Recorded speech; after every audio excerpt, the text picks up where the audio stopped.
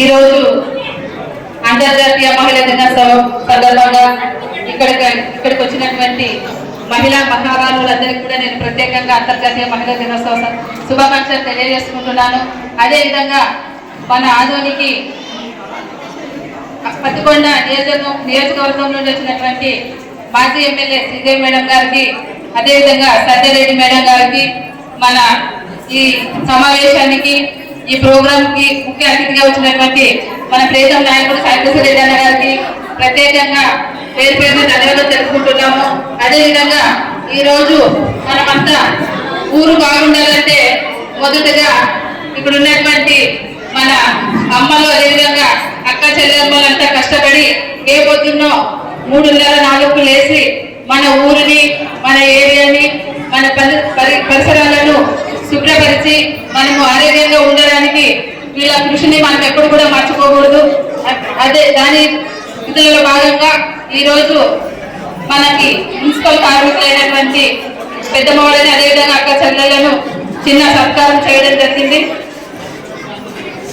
అదేవిధంగా మన ఆదోనికి వచ్చి కర్నూలు జిల్లా అధ్యక్షురాలు గౌరవ శశికళ మేడం గారు మన ఆదోనిని ఎన్నుకొని ఇక్కడ మహిళా దినోత్సవం ఏర్పాటు చేసినందుకు నేను ప్రత్యేకంగా కృతజ్ఞతలు తెలియజేసుకుంటున్నాను. ఎందుకంటే ఈరోజు అంటే ఇంకా చాలా మంది వచ్చేవాళ్ళు, ఇప్పుడు మనకి పొలం పనులు 6 నుండి 6కి వెళ్ళి మధ్యాహ్నం 1 గంటకు వస్తున్నారు కాబట్టి ఏదో వాళ్ళ పనులు చాలా మంది వెళ్ళిపోయినారు. కానీ ఉన్న వాళ్ళలోనే సంతృప్తిగా చేసినామని మేము అనుకుంటున్నాము. కాబట్టి ప్రతి ఒక్కరు కూడా మహిళలు ఎక్కడ కూడా అంటే ఒక చదువులో కానీ కుటుంబంలో ఉన్నంత వరకు మనం తలదించుకొని ఉన్నంత వరకు మనకి ఏ ఇబ్బందులు ఉండవు. ఒకసారి ఆ గడప దాటి బయటకు వచ్చి మన రంగాలలో మనం పనులు స్టార్ట్ చేస్తామంటే మనకి 1,00,000 ఇబ్బందులు ఎదురవుతాయి. ఒక యుద్ధం లాగా మనం ఈ రోజు ఆకాశంలో సగం అంటూ ఉంటున్నారు కానీ ఇంకా అంత రాలేదని నేను అనుకుంటాను. కాబట్టి మనమంతా కూడా ఏది వచ్చినా ఎలాంటి సందర్భాల్లోనైనా ధైర్యంగా ముందడుగు వేసి మన మహిళా శక్తి ఏంటో నిరూపించుకోవాల్సిన బాధ్యత ప్రతి ఒక్క మహిళ మీద కూడా ఉందని తెలియజేసుకుంటూ నేను నేను అడిగాను పొద్దున్నే గౌరవ అసిస్టెంట్ కమిషనర్ మేడం గారిని, అమ్మ మేము ఇద్దామని అనుకున్నామంటే వెంటనే మా కోరిక వరకు పంపించినందుకు మేడం గారు కూడా ప్రత్యేకంగా ధన్యవాదాలు తెలుపుకుంటున్నాను. మీ దయ అని నేను మనసా వాచా కర్మంగా మీకు తెలియజేస్తున్నాను. మా ప్రేమ ఎప్పుడు ఇదే విధంగా ఉంటుంది. మీ ప్రేమ ఆదోని ప్రజల మీద ఎల్లప్పుడూ ఉండాలని నేను మనస్ఫూర్తిగా కోరుకుంటూ సెలవుకుంటున్నానమ్మా. మరోసారి మహిళా దినోత్సవ సందర్భంగా మహిళా దినోత్సవ శుభాకాంక్షలు తెలియజేసుకున్నాను. థ్యాంక్ యూ మా అందరికీ.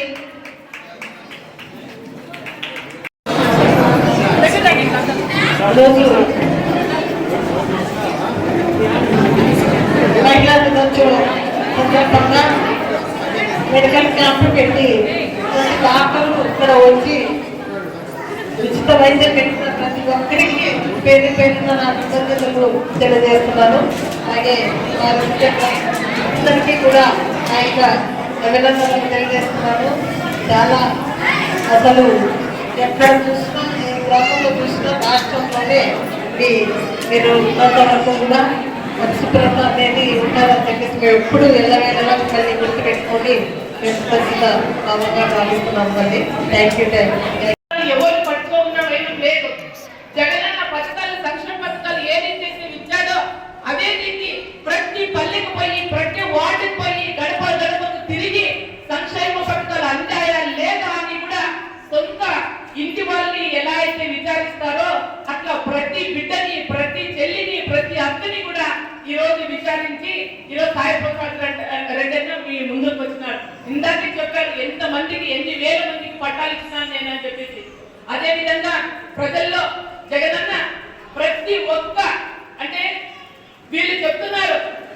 ఇప్పుడు వచ్చినటువంటి కూటమి ప్రభుత్వంలో చూసుకుంటే మహిళలకి భద్రత లేదు. మహిళలు ఎక్కడ చూసినా అత్యాచారాలు, ఎక్కడ చూసినా సామూహిక అత్యాచారాలు, ఎక్కడ చూసినా దౌర్జన్యాలు. చిన్న పిల్లలు కూడా అంటే పసి గతులు కూడా ప్రాణాలతో కూడా వదలని పరిస్థితి. ఈ రోజు ఈ డిపార్ట్మెంట్ పరంగా చూసుకుంటే, చట్టపరంగా చూసుకుంటే కూడా ఆ కూటమి ప్రభుత్వం ఫెయిల్ అనే చెప్పాలి. వీళ్ళ చాతకాని తనాన్ని అంటే వాళ్ళు చెప్తున్నారు, ఎంత గొప్పగా చెప్తున్నారంటే వైఎస్ఆర్ కాంగ్రెస్ వాళ్ళు వస్తే, ఈ రోజు మీరు వైఎస్ఆర్ కాంగ్రెస్ వాళ్ళు వస్తే ఎటువంటి అంటే ప్రత్యక్షంగా కానీ పరోక్షంగా కానీ ఎటువంటి పని చేసి పెడితే వాళ్ళని పాముకి పాలు పోసినట్లే అని చెప్పారు. మరి ఎవరైనా ప్రపంచ దేశంలో ఒక ముఖ్యమంత్రి ఇలా చెప్పింది ఎక్కడైనా చూసారా? మొట్టమొదటిసారిగా మన ఆంధ్ర రాష్ట్రంలోనే మనం చూస్తున్నాం బంధువులారా. ఈరోజు ఇలాంటి ముఖ్యమంత్రి మనకు అవసరమా అనేది మీరు చూడాలి. ఈరోజు పవన్ కళ్యాణ్ డిబేట్ సీఎం గారు చెప్తున్నారు 30,000 మంది మహిళలు మాయమయ్యారు, 30,000 మంది మహిళలు మాయమయ్యారని. మరి 10 నెలలు అయిపోయింది వాళ్ళ ప్రభుత్వం వచ్చి, 30 మంది మహిళల్లో 3 వాపస్ తీసుకొచ్చారా?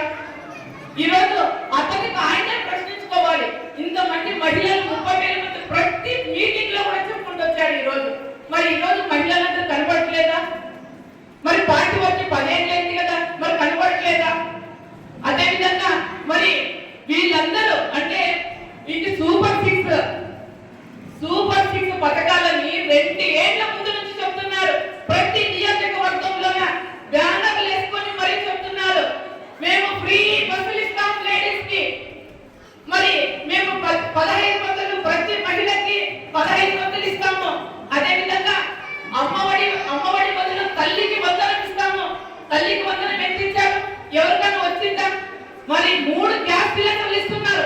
అయ్యో మా మహిళలందరూ మాకు గ్యాస్ వస్తుంది, జగనన్న చంద్రబాబు నాయుడు వస్తున్నారు, మాకు ఈ నెలకి సంవత్సరానికి ఇంకేమి ఖర్చు తెచ్చుకునే పని లేదు, గ్యాస్ కొనుక్కునే పని లేదు అని చెప్పేసి పాపం 10 నెలలుగా ఎదురు చూస్తూనే ఉన్నారు వాళ్ళు. మరి ఎక్కడో ఒక దగ్గర ఒక్క సిలిండర్ ఇచ్చారనమాట, ఒకే ఒక సిలిండర్. మనము గుడికి పోయితే ప్రసాదం ఎలా ఇస్తారో కొంచెమే ఇస్తారు కదా, అట్లా అది కూడా ఎవరికో దొరుకుతుంది, ఎవరికో దొరకదు. ఆ లెక్కన వాళ్ళు సిలిండర్లు పంపిణీ చేశారు. ఈ రోజు మరి నిరుద్యోగ భృతి కింద యువతులకు మీకు ప్రతి ఒక్కరికి 3,000 ఇస్తారని చెప్పారు. మరి నిరుద్యోగ భృతి లేదు. మాకు చంద్రబాబు బాబు సూరెడ్డి భవిష్యత్తు గ్యారెంటీ, మాకు ఉద్యోగం లేకపోయినా పర్వాలేదు, చంద్రబాబు బాబు గారు వస్తున్నారు, మాకు నెలకు 3,000 ఇస్తారు అని వాళ్ళ అమ్మ వాళ్ళ నాన్నకి ధైర్యంగా చెప్పి ఉద్యోగ వేటకి వెళ్ళారు. నిరుద్యోగ వృత్తి లేదు, ఉద్యోగం లేదు, పైపెచ్చు చదువుకున్న చదువుకి మరి ఈ సూపర్ సిక్స్ పథకాల్లో ఇదొకటి ఫెయిల్ అయిపోయింది. అదే విధంగా మరి మహిళలు పాపం వచ్చినప్పుడు శ్రీశైలంకి వెళ్ళాలా, తిరుపతికి వెళ్ళాలా, మరి ఎక్కడికి వెళ్ళాలా, ఫ్రీ వస్తుంది మరి చంద్రబాబు నాయుడు గారికి వస్తుందని. మరి అది కూడా ఎక్కడ దాఖలాలు కనపడట్లేదు. మీరందరూ ఆలోచించుకోవాలి బంధువులారా, మీరందరూ ఇప్పుడు. ఎందుకంటే ప్రతి అబద్ధానికి మారు పేరే ఈ రోజు ఈ కూటమి ప్రభుత్వం అని చెప్తున్నాను బంధువులారా. ఈ రోజు రైతులకి ప్రతి రైతు ముందు 25 సరిగా పండక పండిన పంటకి సరైన ధర రాక, అదే విధంగా పండిన పంట కూడా నీళ్లు పాలైపోయి ఈ రోజు పొలాల్లోన ఆత్మహత్యలు. ఈ రోజు ప్రతి ఒక్క రైతు అప్పులు పాలవుతున్నారు బంధువులారా. ఈ రోజు రైతులకు కూడా 20,000 ఇస్తామని అది మోసం చేశారు. ఇట్లా చెప్పుకుంటూ పోతే మీకు కూడా ఆకలి వేస్తా ఉంది, నాకు అర్థమైతా ఉంది. కానీ జగనన్నకి ఆంధ్ర రాష్ట్రము సుమారు 1,32,32,00,000 మంది ఓటేశారు. మరి ఇంతమందికి పని చేయొద్దు అని చెప్పే ముఖ్యమంత్రిని మీరే గమనించాలి. ఈ రోజు ఎక్కడైనా దౌర్జన్యానికి, అన్యాయానికి, అత్యాచారానికి గురైతే ఆరు వైఎస్ఆర్ వాళ్ళని చెప్పేసి అక్కడ చూసి చూడకుండా ముందుకు వెళ్ళిపోతారా అని అడుగుతున్నాను. ఈ రోజు ఇట్లాంటి వ్యవస్థని మీరు ఖండించి ముందుకి మన జగనన్నని మరి మన ప్రభుత్వం వచ్చే జగనన్నని మనం గెలిపించుకునే ప్రయత్నంలో మనం ఉందాం. ఎందుకంటే ఈ రోజు జగనన్న ఆంధ్ర రాష్ట్ర ప్రజలు బాగుండాలని, ఆంధ్ర రాష్ట్ర ఆర్థిక వ్యవస్థ బాగుండాలని, ఆంధ్ర రాష్ట్ర ప్రజలు ఆంధ్ర రాష్ట్ర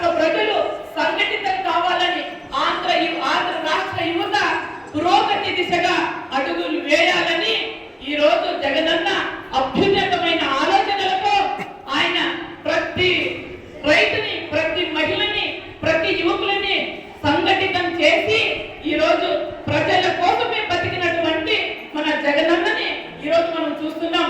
అంతకు ముందు జగనన్న తండ్రి గారు వైఎస్ఆర్ రాజశేఖర రెడ్డి గారు పథకాలని 108 కానీ 104 కానీ ఆరోగ్యశ్రీ కానీ ఇలా ప్రతి ఒక్కటి చెప్పుకుంటూ పోతే జగనన్న తండ్రి గారు చెప్పచ్చు. ఇప్పుడు వచ్చిన తర్వాత జగనన్నని ఇప్పుడు అన్న చెప్పినట్లు అమ్మఒడి కానీ, చేయూత కానీ, మరి అదే విధంగా ఆసర కానీ, గోరుముద్ద కానీ, విద్యా దీవెన కానీ, అదే విధంగా ముఖ్యంగా మహిళలకి దిశ చట్టం కానీ, ఇలా రైతులకు కానీ, యువకులకు కానీ ప్రతి ఒక్కరికి నా ప్రజలు బాగుండాలి, నా ఆంధ్ర రాష్ట్రం ప్రజలు బాగుండాలి అని చెప్పేసి ప్రతి ఒక్కరికి ఈ రోజు వరకు కూడా ఆలోచన చేస్తున్నాడు మన జగనన్న. ఈ రోజు మీరందరూ ఆలోచన చేయాలి. మన మహిళలు, ముఖ్యంగా మహిళలు అనుకుంటే జరగని ఏమీ లేదు. కాబట్టి మహిళలు మనం ఆరోగ్యంగా ఉండాలని ఈ రోజు మన వీరేష్ గారు ప్రతి ఊరు నుంచి మంచి ప్రఖ్యాత డాక్టర్లు పిలిపించారు. ఎందుకంటే ఒక ఇంటికి దీపం ఇల్లాలు. కాబట్టి మనం బాగుంటే, మన ఆరోగ్యం బాగుంటే మన భర్తని, మన పిల్లల్ని, మన అత్తమామల్ని మనం బాగా చూసుకుంటాము. కాబట్టి మీరందరూ ఎటువంటి అనారోగ్యం ఉన్నా కూడా, ఎందుకంటే మహిళలు ఏమంటే భర్తకు కానీ, కొడుకు కానీ, పిల్లలకు కానీ ఏమైనా వస్తే తొందరగా స్పందిస్తారు, పరిగెత్తిపోయి డాక్టర్ దగ్గర చూపించుకుంటారు. కానీ మనము ఏదో కడుపునొప్పి వచ్చినా, తలనొప్పి వచ్చినా, ఇంకే వ్యాధి వచ్చినా కూడా మెడికల్ స్టోర్ లో పోయి ఒక 10 రూపాయలు ఇచ్చి ఒకే ఒక టాబ్లెట్ తీసుకుని ఆ రోజు మింగేసి మనం సాల్వ్ చేసుకుంటాం. అలా కాకుండా మీరే బాగుంది అంటే వేడి వేడి భర్తకి పెడతారు, మరి మిగిలిపోయిందంటే మనం తింటాం. కాబట్టి ఆ పద్ధతి ఇంకా ముందుకి తక్కువ చేసుకొని ఏదైనా కూడా మనం ఆరోగ్యంగా ఉంటేనే మన కుటుంబం ఆరోగ్యం ఉంటుంది. కాబట్టి ఈ రోజు ఇక్కడికి అంటే నాకు ధైర్యాన్ని ఇచ్చి, లేదమ్మా నేను కర్నూలులో చేసినా, వాళ్ళ ఆదూరులో చేసినా అంటే లేదమ్మా ఇక్కడ చేయి, నేను ఉంటానని నాకు ఇంతవరకు సపోర్ట్ ఇచ్చి మన సాయి ప్రసాద్ రెడ్డి అన్న ఈ రోజు ఈ కార్యక్రమానికి కేంద్ర బిందువుగా నిలిచినటువంటి అన్నకి మరొకసారి నా హృదయపూర్వక ధన్యవాదాలు తెలుపుతూ, అదేవిధంగా మన ఝాన్సీ లక్ష్మీబాయి అక్క గారిని, మన శ్రీదేవతి గారికి నా హృదయపూర్వక మా కోరికను మన్నించి, మా పిలుపును మన్నించి వచ్చినటువంటి అక్కకి, అదేవిధంగా శేఖర్ గారికి, మరి అందరికీ ప్రతి ఒక్కరికి ఈ కార్యక్రమానికి సహకరించిన ప్రతి ఒక్కరికి నా పేరు పేరున నా హృదయపూర్వక ధన్యవాదాలు తెలుపుతున్నాను. మరొకసారి ఈరోజు అందరూ భోజనాలు కూడా ఉన్నాయి, శుభాకాంక్షలు తెలుపుతూ నా 2 మాటలు ముగిస్తున్నాను. అదేవిధంగా ఇప్పుడు సన్మాన కార్యక్రమము